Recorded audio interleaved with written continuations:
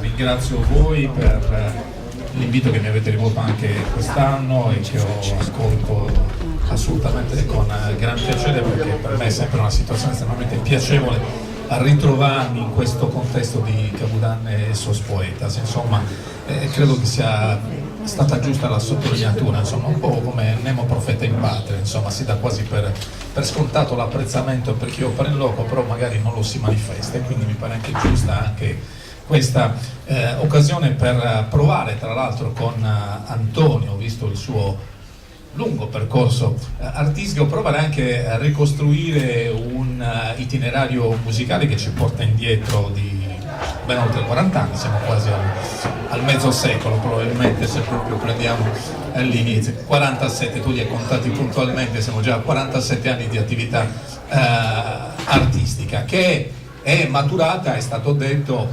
in particolare gli esordi e gli inizi sono qui a Seneghe, anche se tu sei nato non molto lontano da qui, perché sei originario di Mili. Senti, allora proviamo intanto a tracciare gli inizi, i tuoi inizi, che abbiamo detto ormai collochiamo tranquillamente in un periodo che può essere intorno a metà anni 60, ecco, quindi tardi anni 60, quando forse è già scemata la vena e la carica del beat che aveva investito anche la Sardegna. E Antonio in quel periodo che cosa si trovava a fare e con chi, musicalmente parlando? Allora, l'inizio è stato chiaramente qui a Seneghe con i complessi, allora si chiamavano complessi musicali. Anzi, complessivi. Complessivi, giusto. Termine spregiativo comunque, che dava forse una valutazione da serie B, insomma, a queste formazioni. E quindi un primo gruppo era proprio qui di Seneghe, si chiamava Radici Quadrate, e poi un altro Espressione, e poi sono partito con il militare, giocavamo tipo il progressive rock in quegli anni, quindi King Crimson, Genesis, Jethro Tull e tanti. Poi certo, questa ispirazione PFM, Orme. con le orme, certo, perché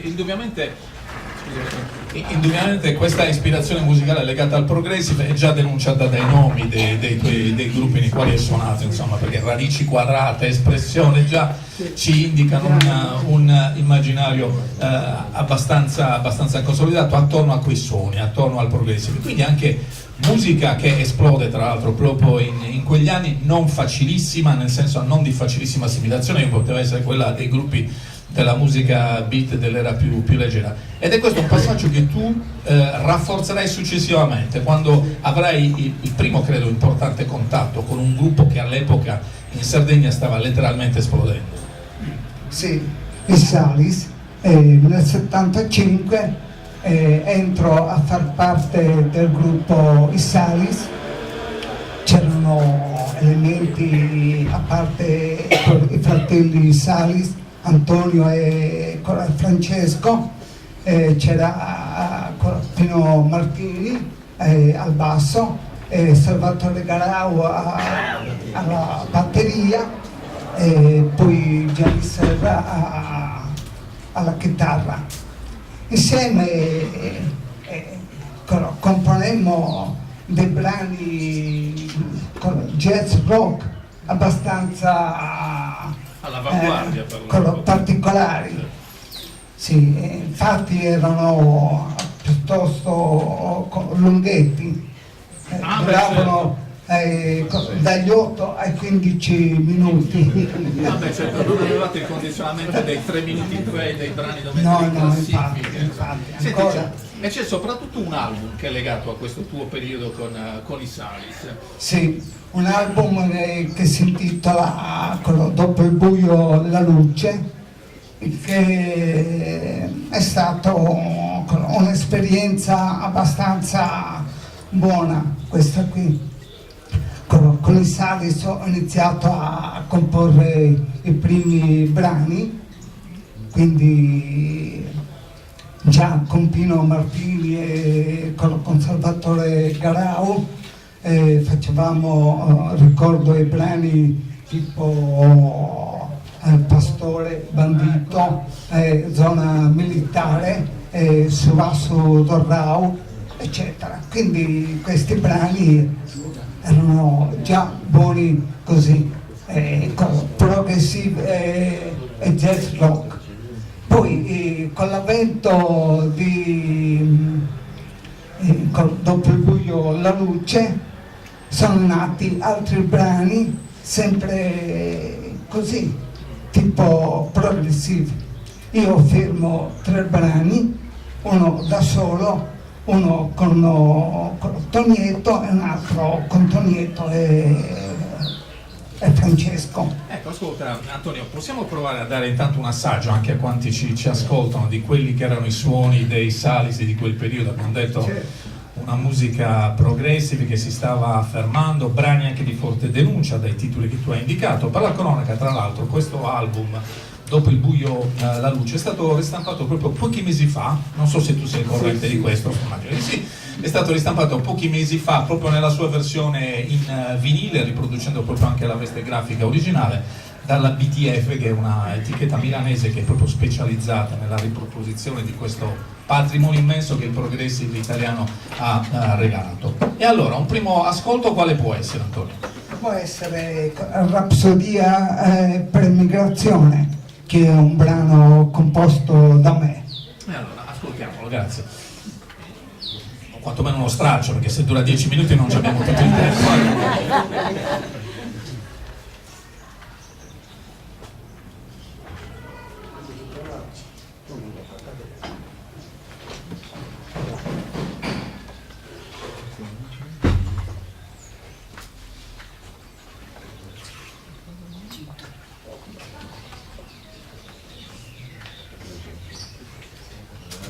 Stiamo tornando indietro nel tempo, quindi ci vuole anche un po' di tempo per recuperare questi reperti, estrarli dai nostri archivi e riproporli con un ascolto che comunque credo anche lo troverete anche molto attuale tutto sommato.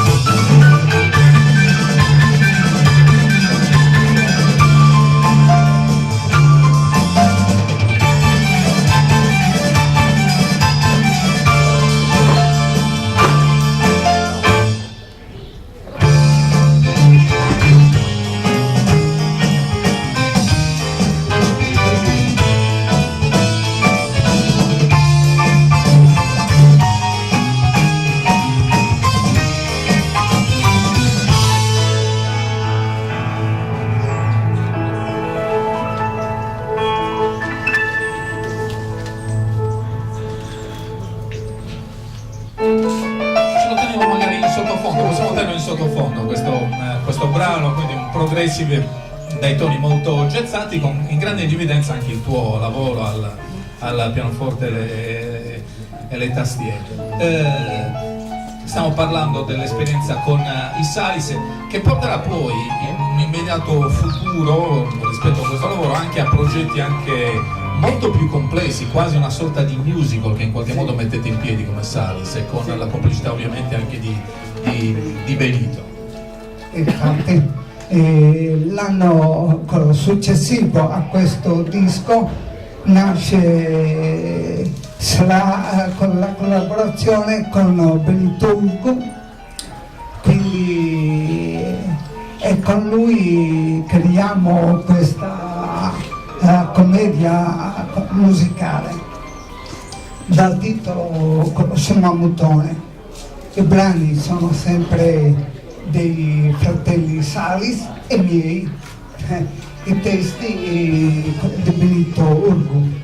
Chiaramente qui si aggiungono le voci di due cantanti abbastanza felici, Alberio Cau e poi Marina Fagioli, che sono i personaggi principali con Benito Urgu. Noi poi facevamo il popolo, ecco. Senti, di questo Su Mammutone vogliamo ugualmente provare a darci un assaggio, però questa volta lo facciamo dal vivo, mi pare? No, ancora con la traccia registrata, ok. Sì. Allora. Su Mammutone, che credo poi fosse stato pubblicato soltanto in un'edizione su cassetta, non è stato più... Anzi no, forse una versione digitale era stata... Franco Madao forse... Ah, ok, quindi insomma abbiamo una traccia anche più... tecnologicamente più vicina.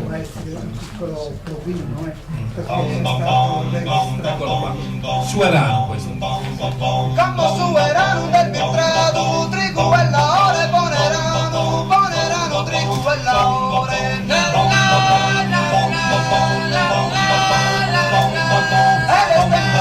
de amore, facci città nostra, che tu sposa vari perfetto. Ha portato sia del buono si gojare, che continua a prendere marcia. Senza te giudischi d'una riga, senza te giudischi d'una riga, isso tu giudischi d'una striscia, isso tu giudischi d'una liscia, ma esce un po' di vendicare, dentro tu si chiede di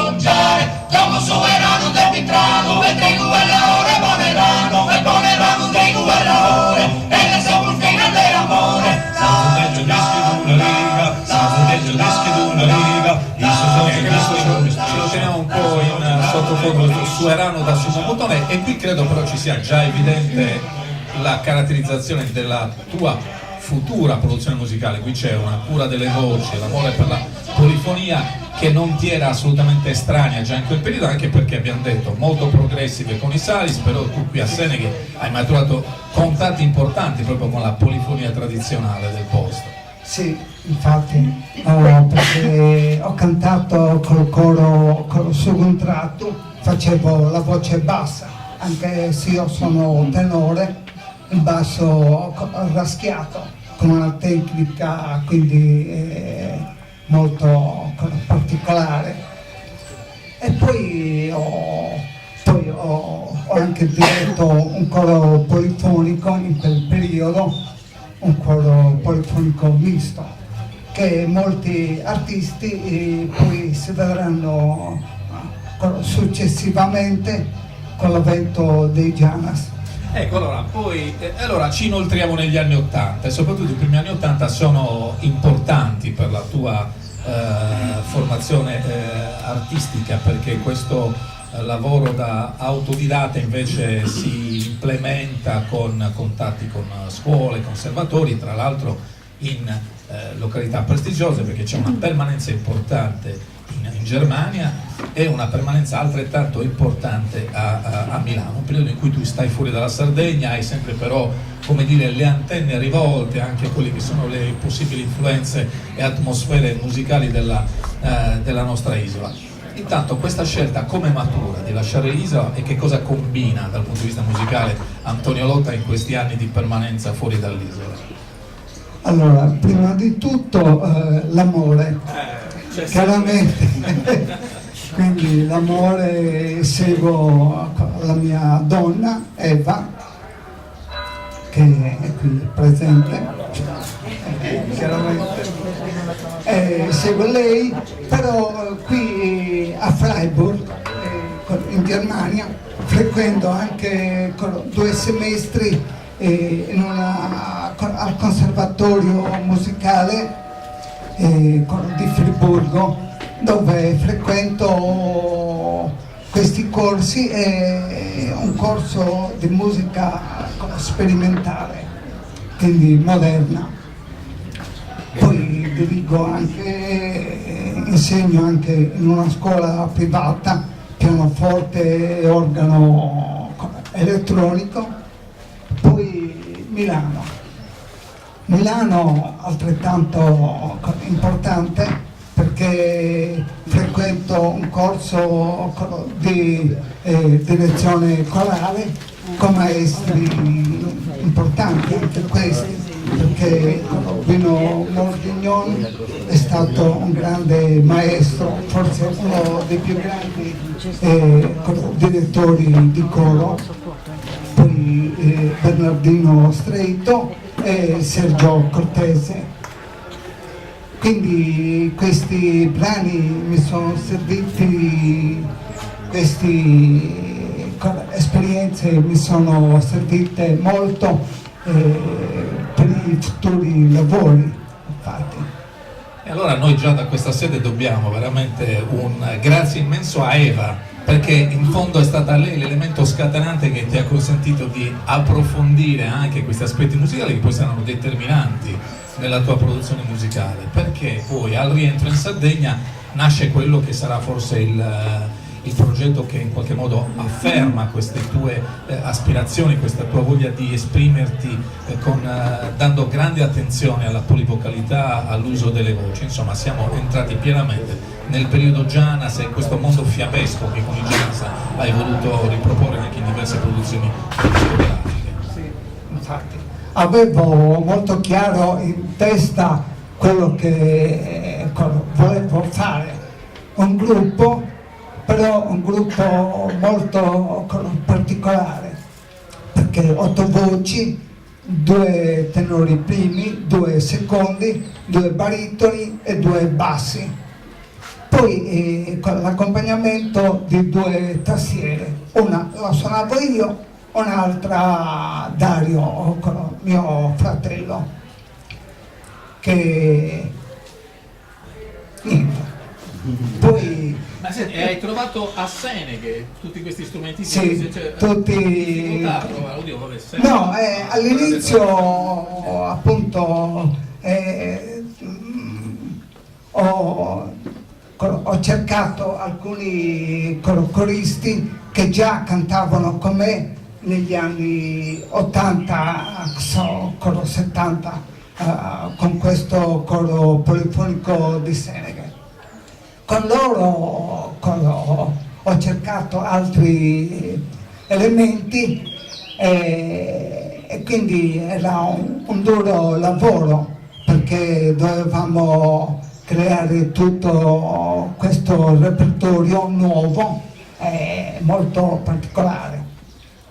Quindi lavoravamo 3 volte a settimana, 2 o 3 ore ogni volta, quindi insomma dopo un anno di intenso lavoro il concerto era pronto, quindi ci prestavamo a presentarlo a Seneghe.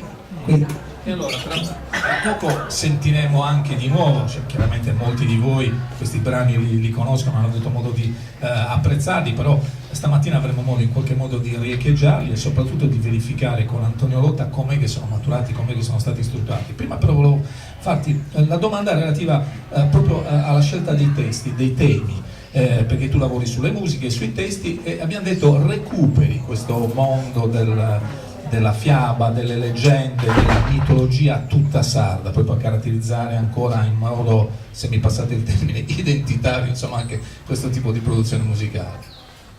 Sì, infatti E a me sono sempre piaciute le fiabe, ho sempre letto, ho sempre sentito racconti dagli anziani quando ero giovane e quindi mi frullava in testa questo modo, ho detto, ma bisogna che faccia qualcosa, che scriva dei testi per queste musiche così particolari.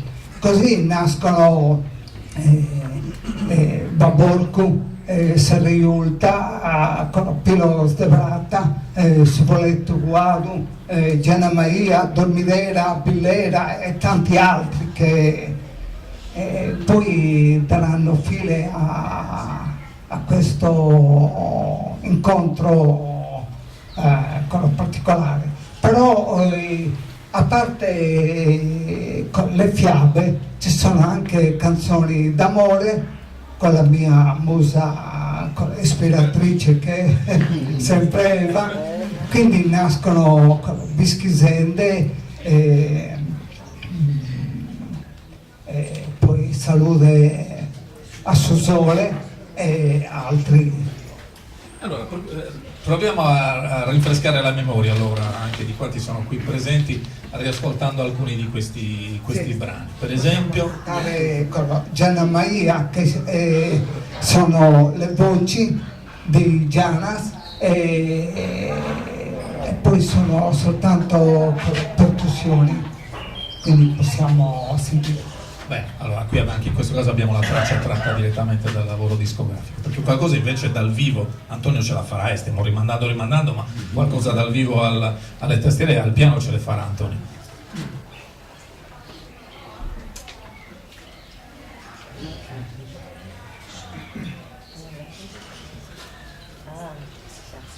Questa è tratta proprio dall'album di debutto di Janas, Gianna Maria, da lui, una produzione anche più leggera.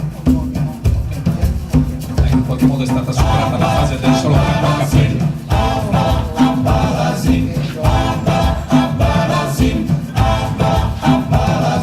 Gianna Maria, interessattia, cosa corrente che eri, Samanoschi, Faghe Maria, sono dei sonaiasi.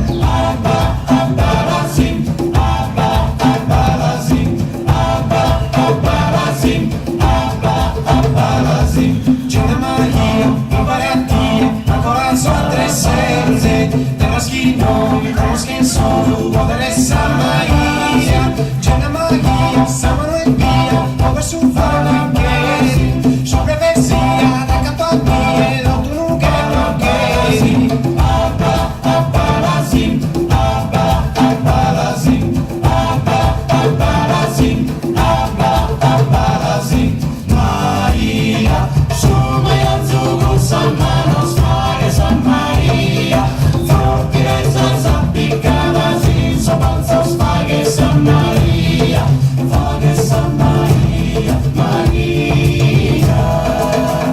Gianna Maria, Bonsatia, Lucas Gonzaza, Eras, Abba, Abba, Lazim, Abba, Abba, Lazim, Abba, Abba, Lazim, Abba, Abba, Lazim. Gianna Maria, Piga de Pia, E qui direi che avvertiamo proprio profondamente come dire, un marchio che fa riconoscere assolutamente le sonorità degli Janas dal resto del panorama musicale isolano, nel senso che effettivamente è un sound estremamente personale che con grande coerenza avete seguito negli anni. Sì, infatti le voci erano la cosa fondamentale per questo gruppo. Poi con percussioni e anche brani con tipo canzoni pop, ecco, così, che magari adesso vorrei presentare e chiarire come nasce un brano tipo Bischisende, che molti di voi forse conoscono perché essendo il brano forse più conosciuto dei Janas. Quindi spiego magari come nasce il brano, ecco. Allora, quindi adesso ti abbiamo allo strumento, al piano. Vediamo Bischisende che tipo di genesi ha avuto questo brano.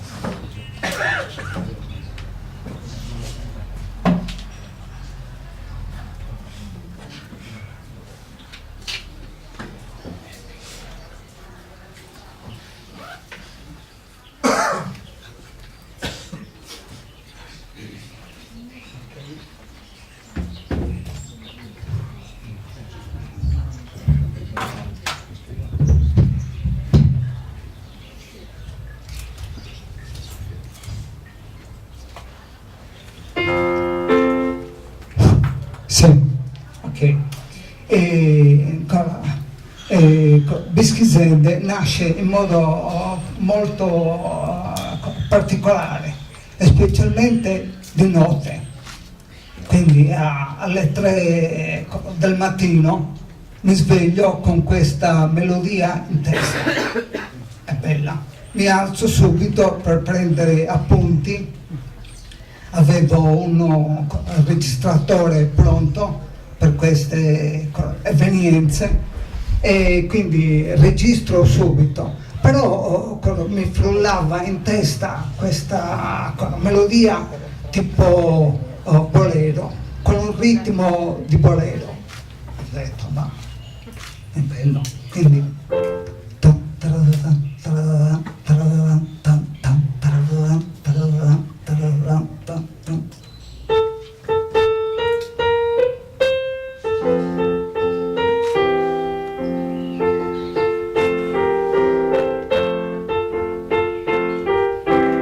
pensate con questo ritmo cosa sarebbe uscito fuori. Quindi decido di fare un brano per orchestra, perché scrivo anche brani per orchestra. Quindi poi invece siccome c'erano con le prime note, siccome ribatte le prime note iniziali 5 volte, quindi si prestava anche ad essere cantata. Quindi la mia seconda scelta è stata, ma forse è meglio se faccio un brano per i Janas, e così nasce Bischisende. Però la prima idea era proprio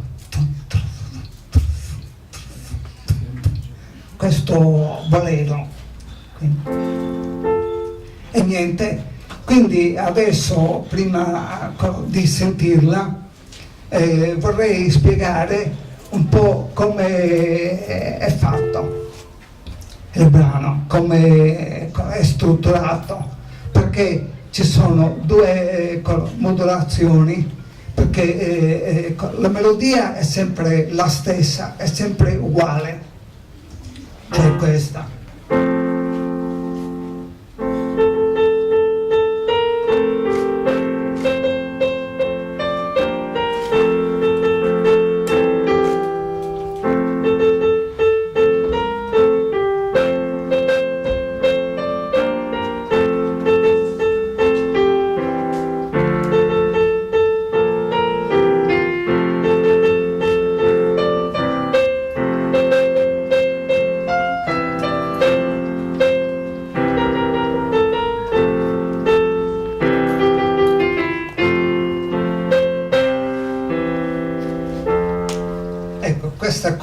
Questa è la melodia e si svolge tutta così, solo che un brano per essere costruito non può finire qui, quindi dovevo inventare qualcosa di nuovo. Quindi ho detto, ma perché non moduliamo una quarta sopra e poi torniamo con la stessa melodia, una terza minore sotto. Quindi all'inizio è così, e canta il solista le prime 2 strofe, poi il coro sale in si bemolle, quindi una quarta sopra, e poi il solista e coro alternati cantano una terza minore sotto. quindi vi faccio sentire.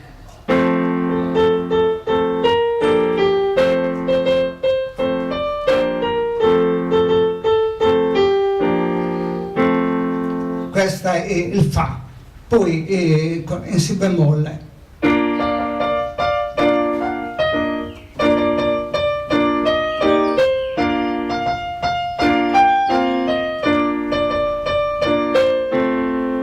Poi in Sol,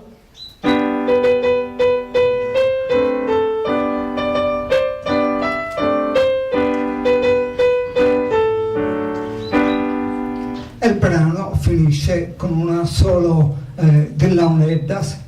Adesso magari possiamo sentirlo e pensate con le prime due strofe il solista canta in Fa, poi il coro canta in Si bemolle, si apre, poi insieme una terza minore sotto in Sol maggiore, si alternano solista e coro. Magari possiamo sentirla.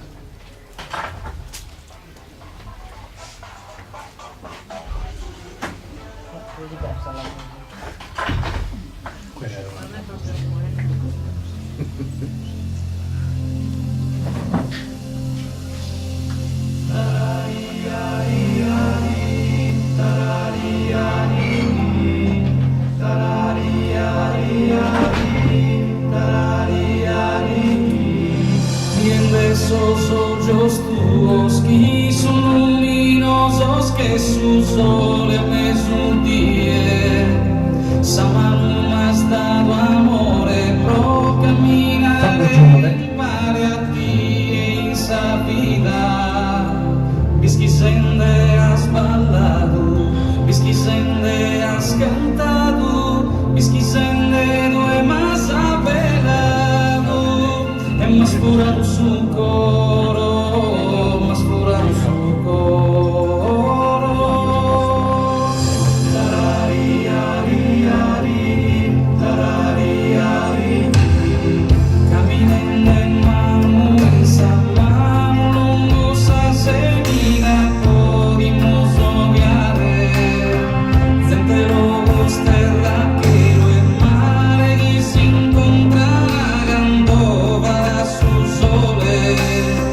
Bisquisende hemos ballado, bisquisende hemos cantado, bisquisende lo es más apelado, es más pura de su coro, más pura de su coro. Tarariari,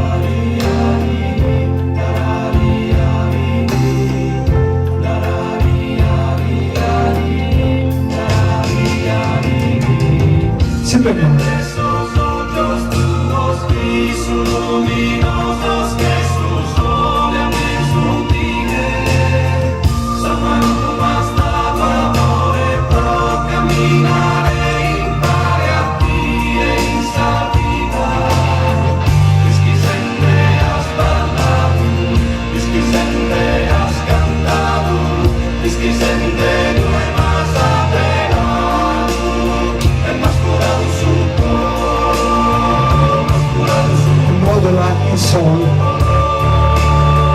caminando en mano in sa mano, lungo sa semina podimos obviare, senderos terra que el mare que se incontra nadando para su sole. Bisquisende hemos ballado, bisquisende hemos cantado, bisquisende no es más apelado,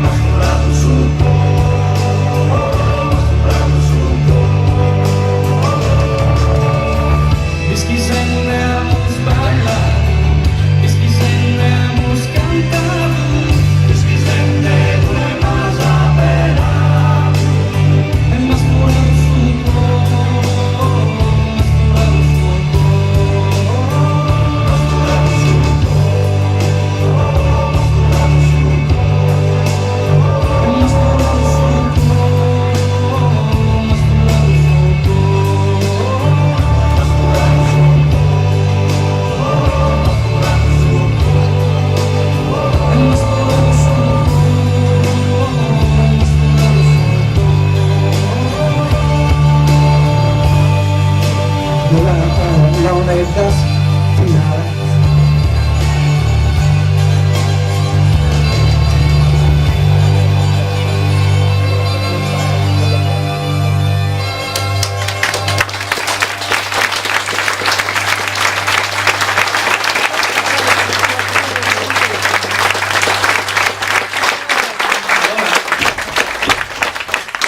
Sai un po' cosa è venuto fuori da quella primordiale intuizione alle 3 di notte, quando Antonio Lotta si sveglia a rischio anche di disturbare il riposo di Eva per andare a fissare i primi accordi di questo brano, che resta effettivamente scolpito, insomma, nella storia dell'avventura dei Janas, che vedrà Antonio Lotta alla guida appunto di questa formazione sino al 2007, perché poi tu decidi di abbracciare un altro percorso, anche se poi si sono manifestate altre occasioni per poter collaborare anche con questo gruppo che tu hai fatto nascere e fatto crescere.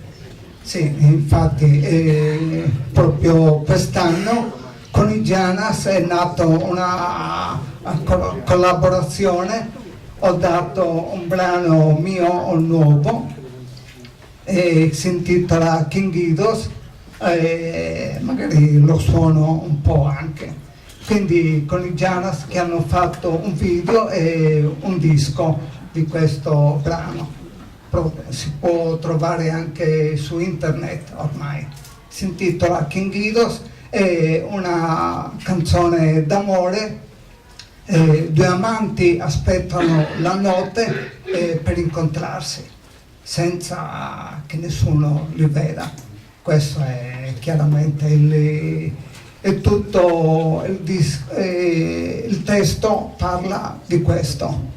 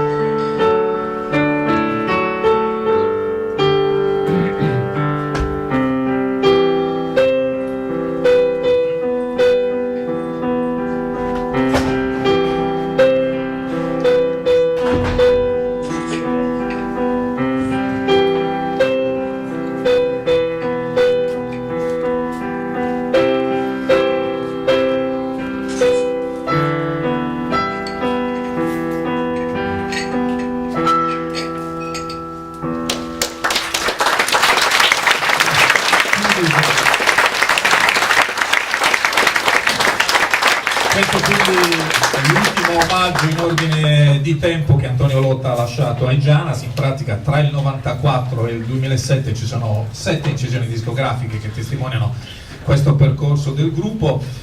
Abbiamo detto con questo filo rouge e filo rosso conduttore che è legato appunto, l'abbiamo detto, al recupero delle fiabe, del mondo fiabesco, della mitologia e delle leggende sarde. E da questo punto di vista Antonio è stato forse un apripista, perché mi piace sottolineare anche in questa sede come un'altra artista, una cagliaritana che da anni risiede a Milano, Simona Salis, abbia proprio di recente, pochi mesi fa, inciso un album, si chiama Janas e Demonios, che riprende le stesse tematiche, grosso modo. Tra l'altro un album che è stato inserito nelle nomination per l'assegnazione delle Target Enco, che verranno assegnate a ottobre, e noi magari facciamo anche gli auguri a Simona Salis perché possa ottenere un risultato di prestigio con questo lavoro, che, come detto, ci riporta ai temi degli Janas.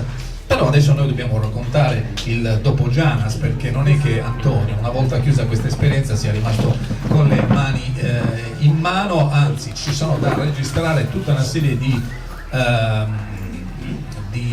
appuntamenti, di realizzazioni di lavori non soltanto strettamente musicali, che maturano anche in pubblicazioni, stesura di...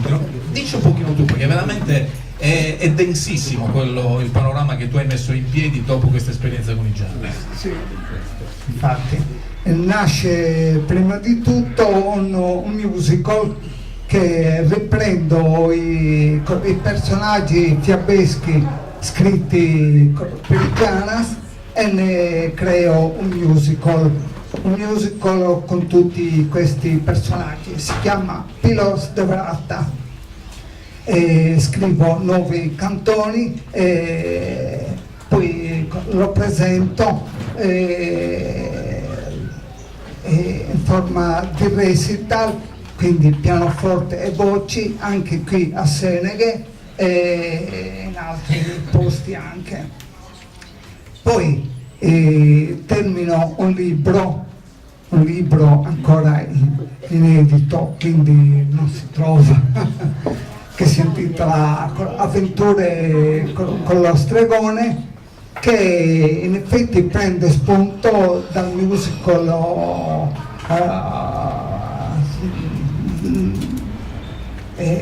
di prima, Pilos de Vrata. Quindi è una sorta di trasposizione in Sì, romanzo di quelli il romanzo sviluppati nel musical. certo, sono chiaramente ampliato e una storia abbastanza complessa. E niente, poi compongo brani per orchestra e mi dedico alla direzione di cori polifonici, tanti. Adesso attualmente dirigo il coro Monteverro di Seneghe, che si esibisce con un repertorio quasi tutto mio, quindi brani molto particolari e diversi dai soliti brani classici, anche bellissimi e sardi. E poi dirigo il coro di Abbasanta anche. In questo momento lavoro a un nuovo progetto che è un musical dove scrivo la storia, i testi e le musiche. È quasi terminato, manca ancora poco e quindi magari possiamo ascoltare qualcosa. Ci dai un'anteprima di quest'ultimo Sì. lavoro o di questo musical? Sì. Ah, perfetto. Allora, cosa ascoltiamo? Il Regno di Nalba, mi pare, di Nalba, sì. che è tratto da questo musical che si chiama Jasma. Jasma, E però tu sempre... devi darci qualche spiegazione, perché sì, ovviamente i È nomi ci sempre- riportano a un mondo fatato di leggende. È sempre un mondo, una storia fatata. Diciamo che potrebbe essere il seguito del musical Pilos de Vrata, e quindi è un po' il seguito di questo qui. E quindi adesso sentiamo questo Regno di Nalba, che è il primo brano dopo l'ouverture.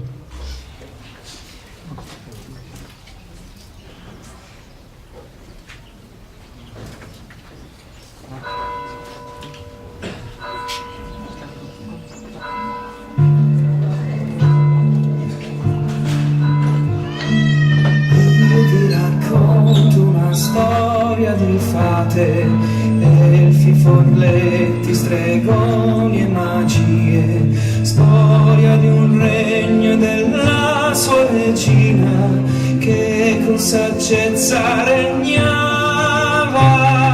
Nalba il suo regno, l'odia che il suo nome, la storia io canterò. Poesia e armonia in questo mondo fatato, ma un bel dì la magia inganno la diventò. E l'udì al canto.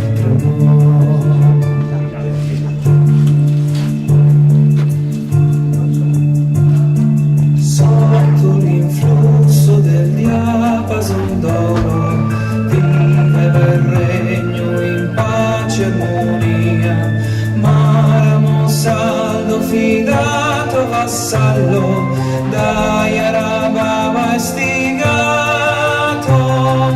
prese il diapason dalla sua pietra e nell'alba si addormentò.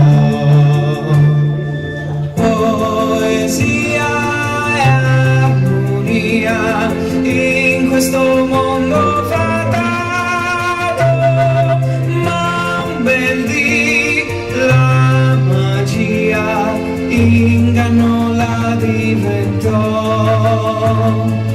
E l'udì al catremò.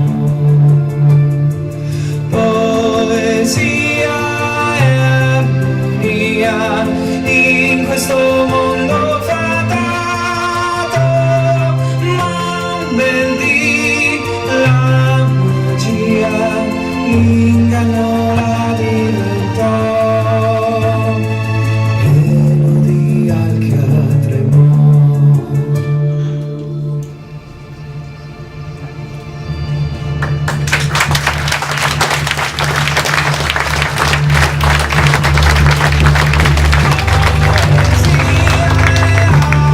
Armonia in questo mondo fatato, ma un bel dì la magia inganno la diventò. E l'udì al catremò. E l'udì al catremò. Bene, allora ci siamo, come dire, lasciati avvolgere da queste atmosfere, da questa musicalità che ci riporta, abbiamo detto, a un mondo fatato in cui l'italiano però ha preso il posto della lingua sarda. C'è una motivazione specifica per questo? O la voglia comunque di sperimentare e confrontarsi ancora su altre vie? No, anche perché l'italiano ho scritto anche brani per i Janas, quindi magari non ci sono eccezioni, però esistono.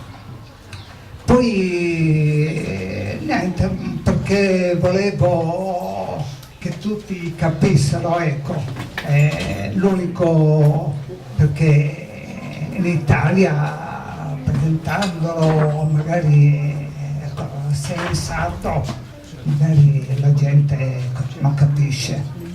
Quindi, insomma, per raggiungere, come si suol dire, un uditorio un po' più vasto, non solo riservato ai sardofoni. Ci siamo dimenticati di dire nella grande produzione che Antonio Lotta ha allestito nell'arco di tutti questi anni, ma soprattutto nel momento conclusivo dell'esperienza con i Janas, anche la realizzazione di un libro, Sugarru de Nonna, è raccolta corale, volume primo, esce nel 2007, presuppone che forse chissà un domani uscirà anche un volume secondo perché la tua produzione è sterminata, e qui in questo libro ne dai soltanto un assaggio con una quindicina, credo, Sì, di brani che sono spiegati, illustrati con gli spartiti e sono un'esemplificazione concreta di quello che è stato sino ad allora, insomma, il tuo lavoro. Sì. Infatti questo brano sono spartiti in due versioni, per cori misti e per cori maschili. Alcuni dei brani sono anche per cori femminili, quindi insomma. Certo, quindi sono brani che ci ricollegano all'amore per la polifonia, la vocalità, che abbiamo detto è sempre stato un elemento che ha caratterizzato tutta la tua produzione. Però poi, e soprattutto in quest'ultimo periodo, sono maturate, ce lo anticipavi anche, delle stesure musicali che riguardano organici orchestrali, quindi un lavoro ancora ulteriormente più impegnativo.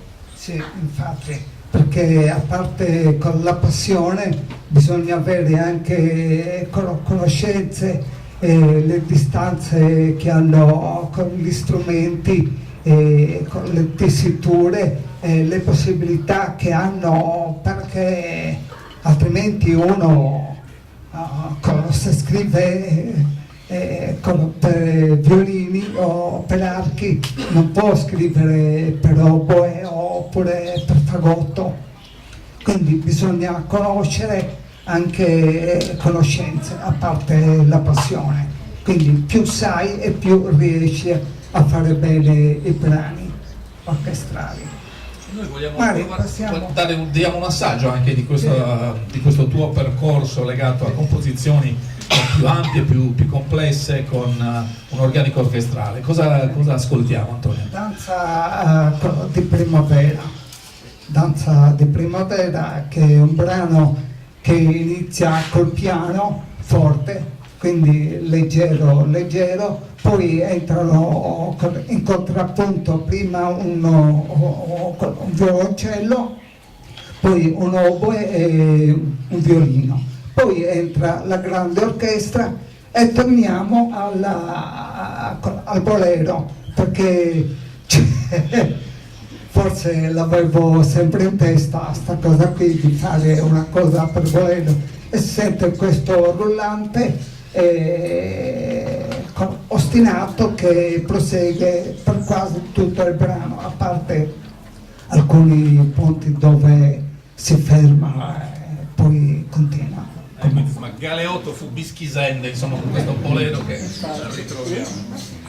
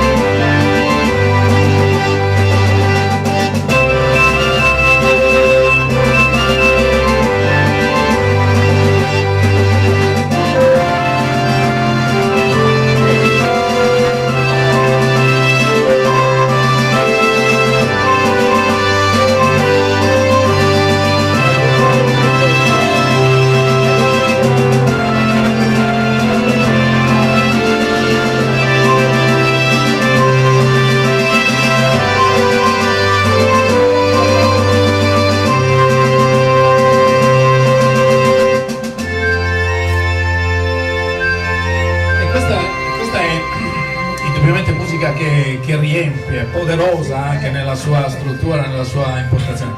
Qui è affidata, come dire, ad un'orchestra virtuale, nel senso che tu ti sei avvalso delle moderne tecnologie per riprodurre questi suoni. Il bello sarebbe un giorno poterla vedere eseguita da un'orchestra. Speriamo al più presto possibile. E certo. E certo, questo potrebbe essere, come dire, il nostro augurio, il nostro auspicio. A conclusione, credo, ormai di questa chiacchierata che abbiamo effettuato con Antonio Lotta, andando a ripercorrere diversi decenni di attività artistica maturata a Seneghe, consolidata qui a Seneghe ancora oggi nei tempi più attuali, che vede Seneghe come scenario appunto di queste tue nuove proposte. Dagli inizi nel segno del progressive dal 69, quindi col tardo progressive, sino al fiore all'occhiello, come tu lo definisci, degli Janas, sino a queste ultime avventure che ti vedono ancora protagonista. In tutto questo arco di tempo, Antonio, tu allora personalmente che tipo di bilancio ritieni di poter fare? Un bilancio abbastanza positivo per me, per quanto riguarda il lavoro musicale, non può che essere positivo. Poi ai posti di l'ardua sentenza. Va bene.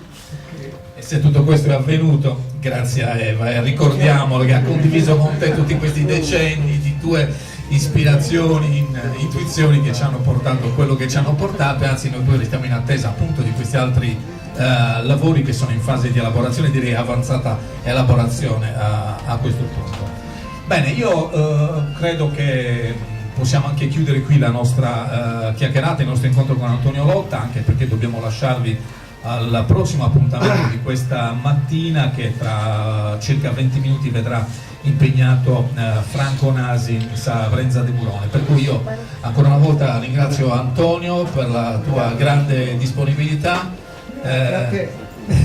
molti auguri allora per il proseguo della tua attività. Ringrazio anche quanti ci hanno coadiuvato dal punto di vista tecnico con le proposte musicali che abbiamo ascoltato, e ovviamente grazie ancora una volta da parte mia a Capodanno e Sospoitas e a tutti voi che avete avuto la pazienza di seguirci sino a qui, e ovviamente buon proseguimento di giornata e buon proseguimento di Capodanno e Sospoitas.